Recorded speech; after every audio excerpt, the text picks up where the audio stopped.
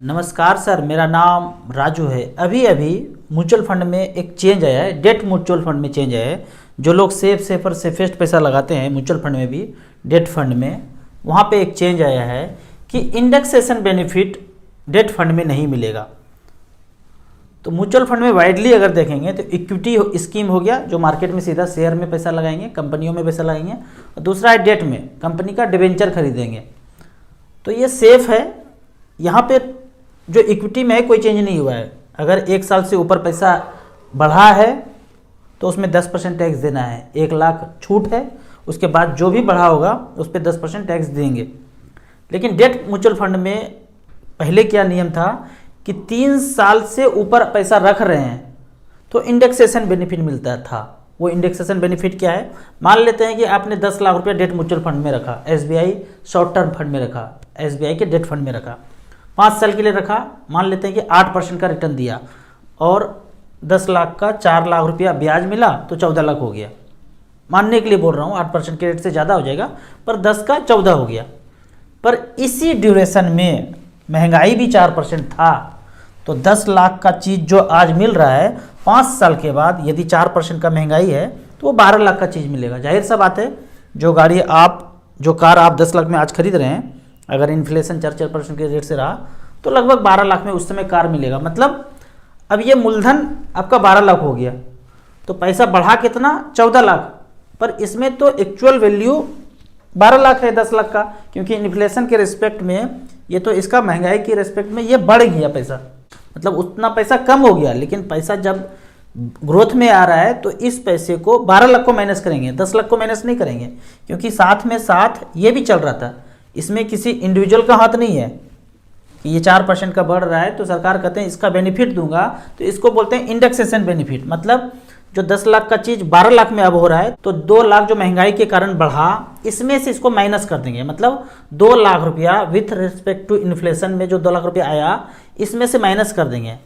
तो 2 लाख रुपया माइनस करेंगे तो बचा कितना? 12 लाख। मतलब 2 लाख पे ही टैक्स देना है। इस चीज़ को बोलते हैं इंडेक्सेशन बेनिफिट। इस नाटकबाजा को अब बंद कर दिया गया।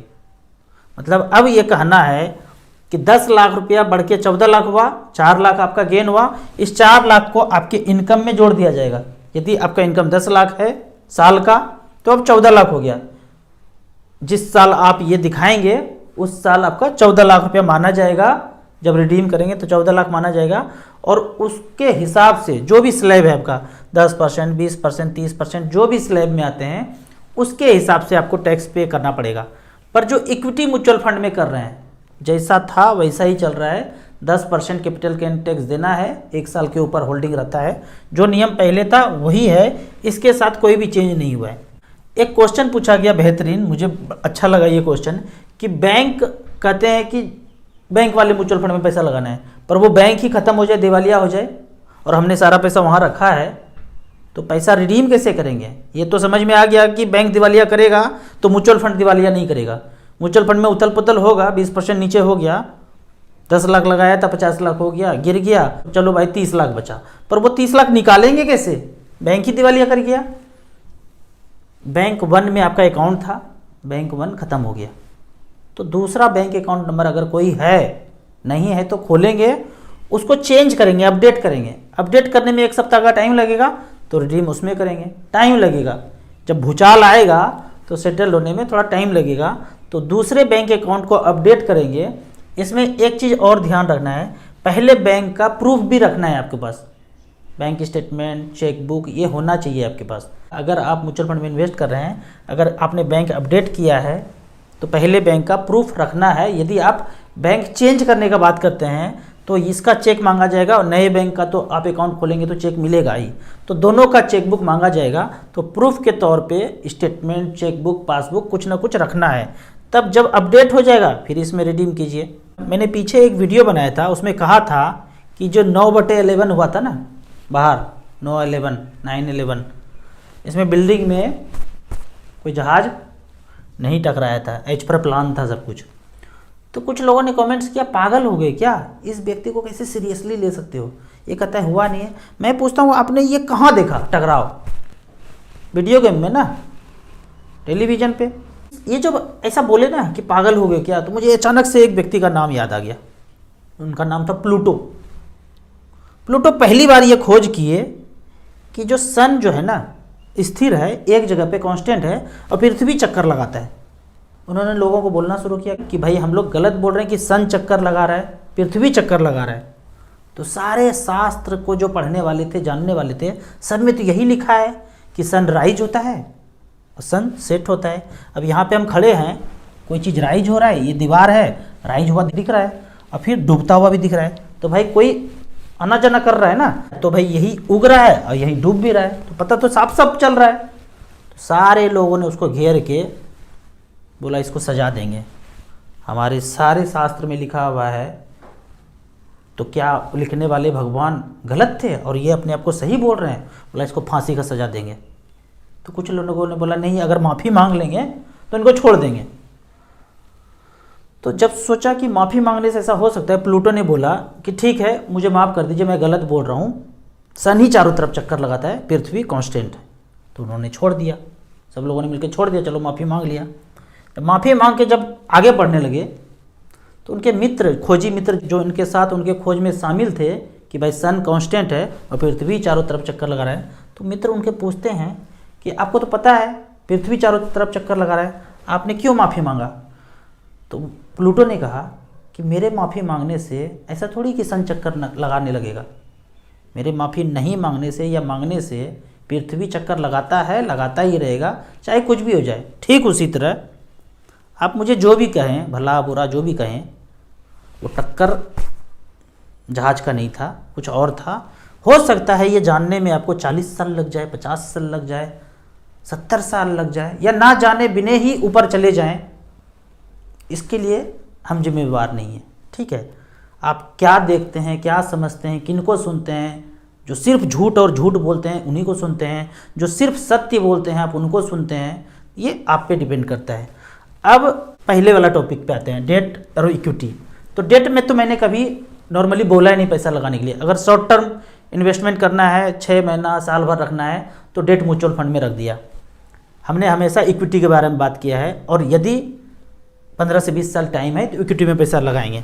कौन सा डेट, कौन सा इक्विटी, तो यहाँ पे देखेंगे तो सारे तरह का कैटेगरी है, और लास्ट में debt fund, debt fund, debt fund है।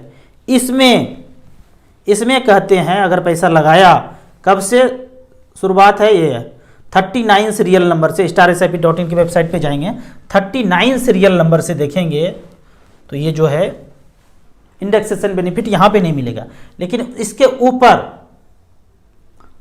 34 से ऊपर जब देखेंगे ये सारे इक्विटी फंड हैं, तो यहाँ पे कोई चेंज नहीं हुआ है। अगर इस कैटेगरी में पैसा है, large cap, mid cap, small cap, multi cap, tax saving, balance fund, इन सब में इन्वेस्टमेंट है, तो कोई चेंज नहीं हुआ है। अब हम यहाँ पे बात करते हैं एक कैटेगरी का, multi cap fund, 8 number category है। 10 लाख रुपया यहाँ पे सिंस इंसेप्शन हमने चुना है। देखते हैं एक रिकॉर्ड, क्वांट एक्टिव फंड 2001 में 10 लाख रुपया यहाँ पे झोंका किसी ने, वन टाइम। कितना पैसा यहाँ पे, 3,532 करोड़। वो 10 लाख का वैल्यू आज है 4 करोड़ 2 लाख। 18% का रिटर्न अगर सालाना कोई देता है तो इतना ही पैसा बनता है। दूसरा फंड है निपॉन इंडिया मल्टी कैप। आपने स्मॉल कैप, मिड कैप में काफ़ी सारा पैसा लगा दिया है, अब सरप्लस पैसा है तो मल्टी कैप में जाएंगे और लगाएंगे। तो यहाँ देखते हैं 10 लाख रुपया 2005 में यहाँ पे झोंका, जहाँ की 14,000 करोड़ का एसेट है इस फंड में। उस 10 लाख का वन टाइम का वैल्यू है 1 करोड़ 59 लाख, 16% का रिटर्न यहाँ पे जनरेट करके दिया है। बड़ौदा मल्टी कैप में चेक करते हैं, इस 10 लाख का वैल्यू 2003 का वैल्यू यहाँ पे बना है 1 करोड़ 63 लाख। अगर हम यहाँ पे सिंस इंसेप्शन से हटा करके लास्ट 15 ईयर्स का सेलेक्ट करते हैं तो पहला फंड देखते हैं कौन सा आता है, इन्वेक्सको इंडिया मल्टी कैप। यहाँ पे 2008 में सिर्फ 2008 ही आएगा, 2008 क्यों, लास्ट 15 ईयर्स हमने सेलेक्ट किया है। तो 2008 में 10 लाख रुपया वन टाइम का वैल्यू यहाँ पे बनाया है इस फंड ने, 77 लाख रुपया 14% के रेट से। आप चेक कीजिए 10 लाख रुपया कहीं भी आपने लगाया है तो क्या सारे जगह पे इतना पैसा बन चुका है? पर इस फंड में जितने लोगों ने पैसा लगाया है 2008 से, उन सभी का पैसा इतना हुआ है। वो सभी लोग कितने पैसे लगाए हैं, तो उन सभी लोगों ने पैसा जो लगाया है 2348 करोड़ रुपया लगाया है। ये हम लोगों का पैसा है, जबकि इस फंड ने बनाया उतना है। ठीक इसी तरह निपॉन इंडिया मल्टी कैप का बात करते हैं, 2008 से लेके अब तक 2023 तक 10 लाख का वैल्यू 76 लाख रुपये बनाया है। तो इस तरह से करके म्यूचुअल फंड में लंबे समय तक रहते हैं। कोई भी कैटेगरी आप लगाते हैं 12, 13, 14% से ऊपर ही रिटर्न आपको मिलता है। आपको इसी तरह म्यूचुअल फंड के बारे में और कुछ जानना है, इन्वेस्टमेंट के बारे में जानना है, तो इस नंबर पे मुझे व्हाट्सअप कर सकते हैं। StarSIP.in वेबसाइट पे जाके मिनिमम आप 100 रुपया से SIP शुरू कर सकते हैं। मैक्सिमम का म्यूचुअल फंड में कोई लिमिट नहीं होता है, जितना मर्जी आप उतना पैसा लगा सकते हैं। वीडियो अच्छा लगे तो व्हाट्सएप यूनिवर्सिटी में दोस्तों के बीच से जरूर शेयर करें। यूट्यूब पे देख रहे हैं तो लाइक एंड शेयर जरूर करें। Thank you so much.